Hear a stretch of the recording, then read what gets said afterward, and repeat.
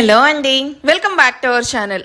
ఈ రోజు story villain husband episode 34. ఇక స్టోరీలోకి వెళ్తే, ప్రతాప్ కోసమే వెయిట్ చేస్తూ హాల్లో కూర్చోనున్న మహదీర్కి ప్రతాప్ వర్మ కాసేపటికి లోపలికి వస్తూ కనిపించగానే పైకి లేచి నిల్చుకొని, మీకోసమే వెయిట్ చేస్తూ ఉన్నాను అంకుల్, మనం పైకి వెళ్ళి నా రూమ్లో మాట్లాడుకుందామని మెయిడ్తో కాఫీ తీసుకొని రమ్మని చెప్పి ఇద్దరు లిఫ్ట్లో మహదీర్ రూమ్కి వెళ్తారు.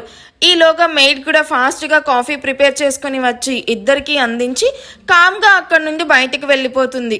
కౌచ్లో కూర్చొని కాఫీ సిప్ చేస్తూ ఉన్న మహదీర్ తన ఎదురుగా కూర్చొనున్న ప్రతాప్ వర్మ వైపు చూస్తూ, అంకుల్, మీరు ఎప్పుడూ నాతో అనేవారు కదా, నన్ను కూడా మీ కొడుకులాగే చూసుకుంటున్నాను అని, అండ్ అందుకే వినయ్కి నాకు ఎలాంటి డిఫరెన్స్ చూపించరు అని.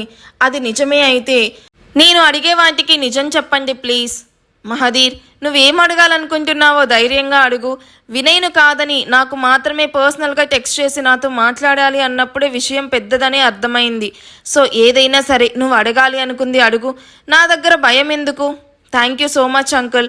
ఈ విషయం గురించి వినయ్ని అడగొచ్చు, బట్ అవి అడిగి వాడిని బాధ పెట్టలేను, అందుకే మిమ్మల్ని అడుగుతున్నాను. చెప్పండి అంకుల్, జైకి వినయ్ మధ్య మిస్అండర్స్టాండింగ్ రావడానికి రీజన్ ఏంటి?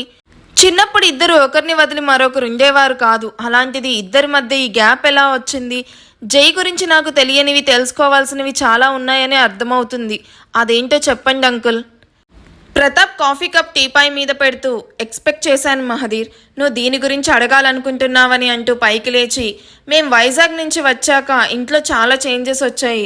అవి ఎలా టర్న్ అయ్యాయంటే, ఎప్పుడు బుక్స్ పట్టుకొని తిరిగే జై చేతుల్లో సిగరెట్, ఆల్కహాల్ కనిపించేంతలా ఇక్కడే ఉంటే మరింత చేంజ్ అవుతాడు అని ఫారిన్కి స్టడీస్ కోసం పంపిస్తే అక్కడ మరింతగా చెడిపోయాడు. జైలో అంత చేంజ్కి పర్టికులర్గా రీజన్ అంటూ ఉంటుంది కదా అంకుల్. అయినా జైలో అంత చేంజ్ను అబ్జర్వ్ చేశాక మీరు ఏం చెయ్యకుండా ఉన్నారంటే అది నేను నమ్మలేకపోతున్నాను. మహదీర్, నీకో విషయం చెప్పనా? పిల్లలు చిన్నవాళ్ళుగా ఉన్నప్పుడే మన మాట వింటారు. వాళ్ళు టీనేజ్కి వచ్చాక వాళ్ళకి ఏది రైట్ అనిపిస్తే అదే చేస్తారు. అది తప్పు అని మనం చెప్పి వాళ్ళని కంట్రోల్ చేయాలని చూస్తే వాళ్ళు మరింతగా మొండిగా చేంజ్ అవుతారు. ఇక్కడ మన జై విషయంలోనూ ప్రాక్టికల్గా అదే నిజమని ప్రూవ్ అయింది. వాడు రాంగ్ రూట్లో వెళ్తున్నాడని నాకంటే ముందు వినయ్ రియాక్ట్ అయ్యాడు, అండ్ జై చేస్తుంది తప్పు అని చెప్పాడు. జై వినలేదు, మరింత మొండిగా చేంజ్ అయ్యాడు. అది చూసిన వినయ్ మరింత స్ట్రిక్ట్గా జై విషయంలో బిహేవ్ చేసేవాడు. దాంతో ఇద్దరి మధ్య డిస్టర్బెన్స్ పెరుగుతూ వచ్చింది. ఎవ్రీడే ఇంట్లో ఏదో ఒక గొడవ. జై డే బై డే చాలా పొగరుగా బిహేవ్ చేసేవాడు. ఇంట్లో ఏం అడిగినా ఆన్సర్ చేసేవాడు కాదు. దాంతో వినయ్ జైతో మాట్లాడడం కంప్లీట్గా ఆపేశాడు. ఇక్కడే ఉంటే జై వినయ్ల బాండింగ్ మరింత వర్స్ట్ అవుతుందని నేనే వాడిని స్టడీస్ పేరుతో వేరే కంట్రీ పంపించాను. బట్ అదే నేను చేసిన పెద్ద మిస్టేక్ అని చాలా లేట్గా తెలుసుకున్నాను. బట్ అప్పటికే జైలో మేము కలలో కూడా ఊహించని విధంగా చేంజెస్ వచ్చాయి. ఎంతలా అంటే వాడు సిగరెట్, ఆల్కహాల్కి ఎలా అడిక్ట్ అయ్యాడో అమ్మాయిలకు కూడా అంతే అడిక్ట్ అయ్యాడు. ఇప్పటికీ దాన్ని కంటిన్యూ చేస్తూనే ఉన్నాడు. అండ్ అది ఎవరు చెప్పినా జై మార్చుకోలేదు అంటూ కోపం ప్లస్ బాధ రెండూ కలిపి చెప్తున్న ప్రతాప్ వైపు మహదీర్ షాకింగ్గా చూస్తూ, వాట్? అంటే జై ఇప్పటికీ అమ్మాయిలతో రిలేషన్లో ఉంటున్నాడా? అవును మహదీర్, ఇలా చెప్పడానికి నాకు చాలా షేమ్గా ఉంటుంది, బట్ నిజం అదే కదా. ఈ విషయం మీద వాడికి మాకు పెద్ద గొడవే అయింది. ఆ గొడవ జరిగినప్పటి నుండి జై ఎక్కువ తన ఫ్లాట్లోనే ఉంటున్నాడు. కేవలం వాడు గర్ల్స్తో టైం స్పెండ్ చేయడం కోసమే ఆ ఫ్లాట్ను బై చేశాడు. మ్యారేజ్ చేస్తే అయినా వాడి లైఫ్లో ఉన్న అమ్మాయి కోసమైనా జై థింక్ చేస్తాడు అని వినయ్ వాడికి మ్యారేజ్ చెయ్యాలి అనుకున్నాడు. బట్ జై ఎప్పటికీ మ్యారేజ్ చేసుకోను అని, లైఫ్ లాంగ్ ఇలాగే ఉండిపోతాను అని వినయ్తో తన డెసిషన్ చెప్పేశాడు. అందుకే వినయ్కి జై అంటే ఎంత కోపం ఉందో అంతే బాధ కూడా ఉంది. Uncle please control. జైలో డెఫినెట్గా చేంజ్ వస్తుంది. ఏదో స్ట్రాంగ్ రీజన్ వల్లే జై ఇలా చేంజ్ అయ్యాడు అని నాకెందుకు అలా అనిపిస్తుంది. జైను ముందులా చేంజ్ చేసి వినయ్కి గిఫ్ట్గా ఇస్తాను, ట్రస్ట్ మీ. జై లైఫ్లోనికి మంచి అమ్మాయిని తీసుకొస్తాను అంటూ ప్రతాప్ చేతిలో చేయి వేస్తూ ప్రామిస్ చేస్తాడు. థ్యాంక్ యూ మహదీర్, నువ్వు అన్నట్టుగా అదే జరిగితే ఐఎమ్ వెరీ హ్యాపీ. నాకు అడగాలి అనుకున్నప్పుడు అడుగుతాను, అది నువ్వు నో అనకుండా ఓకే చెప్పాలి. ఓకేనా అనగానే మహదీర్ మిల్లీ సెకండ్ కూడా లేట్ చేయకుండా ఓకే అంటూ చిరునవ్వుతో ప్రతాప్కి ప్రామిస్ చేస్తాడు. ఆ తర్వాత ఇద్దరు కాసేపు అక్కడే మాట్లాడుకొని ఎవరి కార్స్లో వాళ్ళు మాదేశ్ ఇంటికి స్టార్ట్ అవుతారు.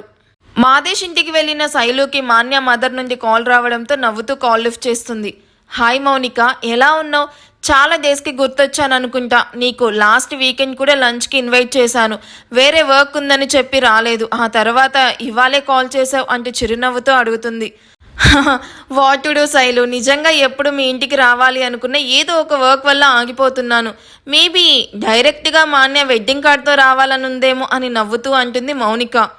వెడ్డింగ్ కార్డా? మాకు ఒక్క మాట కూడా చెప్పకుండా అప్పుడే మా అన్నయ్యకి మ్యారేజ్ కూడా ఫిక్స్ చేశారా మౌని? మరి మాతో మా అన్నయ్య కూడా ఈ విషయం చెప్పలేదు. ఆగు, ఇప్పుడే దాన్ని పిలిచి అడుగుతాను అంటూ మా అన్నయ్యను పిలవబోతుంది శైలు. హే శైలు, ఆగు, మ్యారేజ్ ఇంకా ఫిక్స్ అవ్వలేదు. బట్ రీసెంట్గా ఒక మ్యాచ్ వచ్చింది. అది నాకు అశోక్కి బాగా నచ్చింది. పైగా అబ్బాయిది హైదరాబాద్, ఒక్కడే కొడుకు, ఫ్యామిలీ కూడా చాలా మంచిది. మాన్య ఫోటో చూసి ఆ అబ్బాయి మాన్యానే తన లైఫ్ పార్ట్నర్గా రావాలి అని స్ట్రాంగ్గా చెప్పాడట. సో అందుకే వాళ్ళు మాన్యాని కోడలుగా ఫిక్స్ అయ్యారు.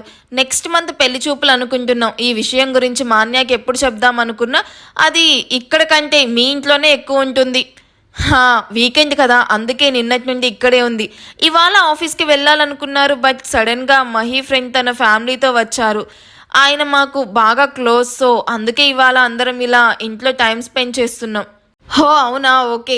అట్లీస్ట్ నైట్కైనా మాన్యాకి చెప్పు శైలు, దానికోసం ఇంట్లో మామ్ డాడ్ వెయిట్ చేస్తున్నారు అని అంటూ కాసేపు మాట్లాడి కాల్ కట్ చేస్తుంది శైలు. ఏంటో అందరూ తమ డాటర్స్కి హ్యాపీగా మ్యారేజ్ చేస్తున్నారు. నాకు ఉంది కూతురు, ఎందుకు పెళ్ళంటే చాలు ఇంత ఎత్తున లేస్తుంది అని ఆద్య లైఫ్ గురించి బాధపడుతూ ఆద్య మ్యారేజ్కి ఇప్పటికైనా ఓకే చెప్తుందా లేదా అని ఆలోచిస్తూ ఉంటుంది. ఆద్య మాన్యాలతో నవ్వుతూ మాట్లాడుతూ ఇంట్లోకి వస్తున్న మాయాని చూసిన హరీష్ స్టేర్ కేట్ మీద నుండి చూసి మాయా అని అరిచి మరీ ఫాస్ట్గా పరిగెడుతూ వచ్చి మాయాను హక్ చేసుకోబోతాడు. అది ముందే గమనించి ఆద్య మాయాను పక్కకి లాగేయడంతో హరీష్ వచ్చిన ఫోర్స్కి సడన్గా మాయాను లాగేయగానే హరీష్ డైరెక్ట్గా వచ్చి ఆద్య కాళ్ళ దగ్గర పడతాడు. హరీష్ అలా సడన్గా కాళ్ళ దగ్గర పడడంతో అందరూ గట్టిగా నవ్వేస్తారు.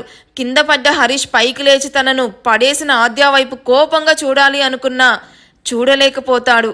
కారణం ఆద్య అందం. వావ్, ఎవరి అమ్మాయి ఇంత అందంగా ఉంది? హబ్బబ్బా, ఆ లిప్స్ చూడు ఎంత రెడ్గా ఉన్నాయో. కరెక్ట్ ఫిగర్ మెయింటైన్ చేస్తుంది అనుకుంటా. పర్ఫెక్ట్ మెజర్మెంట్స్ కనిపిస్తున్నాయి అంటూ ఆద్య వైపు తినేసేలా చూస్తూ మాయ ముందే ఆద్యకి సిగ్గు లేకుండా సైట్ కొడుతూ ఉంటాడు. ఎవరు మాయ, వీడు సర్కస్ నుండి తప్పించుకొచ్చిన బఫున్లా ఉన్నాడు అని అంటూ మాన్య నవ్వగానే మాయ మాన్యాకి హైఫై ఇచ్చి నవ్వుతూ తన బ్యాగ్ నుండి హ్యాండ్కి తీసి హరీష్ చేతిలో పెడుతూ సొంగ కార్చింది చాలు, ముందు తుడుచుకో అని వెటకారంగా చెప్తూ వదిన రాండి వెళ్దామంటూ ముగ్గురు ఇంట్లోకి వెళ్తూ ఉంటే హరీష్ మాయా నీతో ఒక 5 minutes మాట్లాడాలి అని ఆపేస్తాడు. మీరు వెళ్ళి హాల్లో కూర్చోండి వదిన, నేను వచ్చేస్తాను అని వాళ్ళను పంపి చెప్పు ఏం మాట్లాడాలి అంటూ హరీష్ వైపు చూస్తుంది. నేను ఆ అమ్మాయి వైపు క్యాజువల్గా చూశాను మాయా, నువ్వు నన్ను మిస్అండర్స్టాండింగ్ చేసుకుంటున్నావు. అండ్ యూనో నేను నిన్ను చాలా బాగా మిస్ అయిపోయాను. నీకోసం నేను చాలా గిఫ్ట్ తీసుకొచ్చాను. కమ్, నీకు అవన్నీ నేను చూపిస్తాను. I don't want your gifts. నాకు ఏదైనా నీడ్ ఉంటే మా డాడ్ అండ్ అన్నయ్యని అడుగుతానని చెప్పి యాటిట్యూడ్గా లోపలికి వెళ్తున్న మాయాని చూసి ఈ పొగరంతా మన పెళ్లి వరకేని, వన్స్ అది అయ్యాక చెప్తానే నీ పని అంటూ మాయ బ్యాగ్ చూస్తూ గుండెల మీద రుద్దుకుంటూ అబ్బబ్బా ఏమున్నావే, నిన్నిలా చూస్తూ ఉండడం ఎంత కష్టంగా ఉందో తెలుసా? ఇవాళ నువ్వు ఇంటికి వెళ్లేలోపు నిన్ను కిస్ చేస్తాను, చూస్తూ ఉండు అని విజిల్ వేస్తూ హరీష్ కూడా వెనుకనే వెళ్తాడు. జై వాళ్ళు మాదేశ్ హోమ్కి రీచ్ అయ్యేసరికి ప్రతాప్ మహదీర్ కూడా వేరువేరు టైమింగ్స్లో అక్కడికి రీచ్ అయ్యి హాల్లో కూర్చొని కబుర్లు చెప్పుకుంటూ ఉంటారు. జై వాళ్ళు కరెక్ట్గా డిన్నర్ టైంకి రావడంతో వాళ్ళు రాగానే అందరూ డిన్నర్కి డైనింగ్ ఏరియా వైపు కదులుతారు. మాదేశ్ కావాలని హరిణి వైపు చూస్తూ అవును హరిణి, ఏంటి నువ్వు జై వాళ్ళతో కలిసి వచ్చావు? హరీష్తో ఫ్రెండ్ ఇంటికి వెళ్తున్నా అని చెప్పి వెళ్ళావట. సడన్గా నీకు జై అమ్మర్ ఎక్కడ కనిపించారు? డాడ్, నేను బావ తన ఫ్లాట్ నుండి వస్తున్నాం అని అందరి ముందు మెయిన్గా వినయ్ వర్మ వైపు చూస్తూ సిగ్గుపడుతూ చెప్తున్న హరిణిని చూసి అందరూ షాక్ అయితే వినయ్ జై వైపు సీరియస్గా చూస్తాడు. సరిపోయింది, ఈ ముష్టి మొహంది అంకుల్ ముందు అడ్డంగా బుక్ చేసేసింది అని తల పట్టుకొని తన వైపు కవర్ చేయమని సీరియస్ లుక్స్ ఇస్తున్న జైను చూసి హీరో విలన్ కొట్టుకొని మధ్యలో కమెడియన్ను చంపేసినట్టు వీడొకడు అన్నిటికీ నన్ను మధ్యలోకి లాగుతాడు అని అసహనంగా ఫీల్ అవుతూ యాక్చువల్లీ అప్పుడు నేను కూడా అక్కడే ఉన్నాను అంకుల్ అని అమర్ తెలివిగా కవర్ చేయడంతో వినయ్ కోపం కొంతలో కొంత తగ్గుతుంది. అది చూసిన జై సైడ్ స్మైల్ వదిలి ఇంకా ఏదో చెప్పబోతూ ఉన్న హరిణిను తన కంటి చూపుతోనే ఆపేసి సైలెంట్గా డిన్నర్ చేస్తూ ఉంటాడు. మాయ సైలెంట్గా డిన్నర్ చేస్తూ ఉన్న జై ఆద్యాలను చూసి వీళ్ళేంటి అట్లీస్ట్ ఒకరినొకరు చూసుకోవడం లేదు అని ఆలోచిస్తూ ఆద్య గోకినట్టుగానే జై కాలు చిన్నగా తన పాదం బొటెన వేలుతో గోకి ఏమీ తెలియనట్టు తింటూ ఉంటుంది. డిన్నర్ చేస్తున్న జైకి సడన్గా తన కాలిని గోకిన ఆద్య వైపు చూస్తూ ఏంటిది నా కాలు గోకుతుంది అని ఆలోచిస్తూ కళ్ళు పైకెత్తి ఆద్య వైపు చూస్తూ చెప్తానే నీ పని అనుకుంటూ తన ఎదురుగా కూర్చొనున్న మాయాను తన చైర్లోకి రమ్మని తను వెళ్ళి మాయా ప్లేస్లో ఆద్య పక్కన సెటిల్ అవుతాడు. అది చూసిన రేణుక, మాదేశ్, హరిని మొహాలు మాడిపోతాయి. నువ్వేంట్రా ఇక్కడ అని తన పక్కన కూర్చున్న జైను ఇంకేదో అనబోతూ ఉన్న ఆద్య మాట జై కరెక్ట్గా తన నడుమును తాకగానే అక్కడే ఆగిపోతుంది. ఆద్య సడన్గా బొమ్మలాగా బెగుసుకుపోవడం చూసి ఏమైందమ్మో అని మహదీర్ అడుగుతున్నా ఆద్య నోరు తెరవలేకపోతుంది. అది చూసిన జై నవ్వుకుంటూ ఎవరికీ డౌట్ రాకుండా ఒక హ్యాండ్తో డిన్నర్ చేస్తూ మరో హ్యాండ్తో ఆద్య నడుమును చుట్టేసుంటాడు. టేబుల్ కాస్త హైట్లో ఉండడం వల్ల అది ఎవరికీ కనిపించదు. తాను తింటున్న స్పూన్ కింద పడడంతో బెండ్ అయ్యి స్పూన్ తీసుకోబోతున్న అమర్ జై ఆద్య పొజిషన్ చూసి గుడ్లు బయటకు వచ్చేలాగా షాక్ అవుతూ ఉంటాడు. మీకు ఈ స్టోరీలో ఏ క్యారెక్టర్ బాగా నచ్చింది? జై అండ్ రుద్ర వీళ్ళలో మీకు ఎవరంటే ఎక్కువ ఇష్టం? మీరు ఏ పేర్ కెమిస్ట్రీ ఎక్కువ స్క్రీన్ మీద చూడాలనుకుంటున్నారు? వీటికి ఆన్సర్ ఇవ్వండి అబ్బా. మీ కామెంట్స్ మాకు చాలా హ్యాపీనెస్ని ఇస్తున్నాయి. సో కామెంట్స్ మస్ట్ అండ్ షుడ్గా ఇవ్వండి. నెక్స్ట్ ఎపిసోడ్ రిలీజ్ అయ్యే వరకు స్టే ట్యూన్ బ్రోకెన్ హార్ట్స్. ఈ స్టోరీ ఇప్పుడిప్పుడే డెవలప్ చేస్తున్నాం కాబట్టి మీకు ఏ పేర్ కెమిస్ట్రీ బాగా నచ్చిందో మాకు కామెంట్ చేస్తే ఆ పేరుని స్క్రీన్ మీద ఎక్కువసేపు చూపించడానికి ప్రయత్నిస్తాము. మీరు కామెంట్ చేస్తేనే కదబ్బా మాకు ఇంట్రెస్ట్ వస్తుంది. సో మీకు ఎపిసోడ్ నచ్చితే ప్లీజ్ లైక్ చేయండి. Thank you for watching. Bye.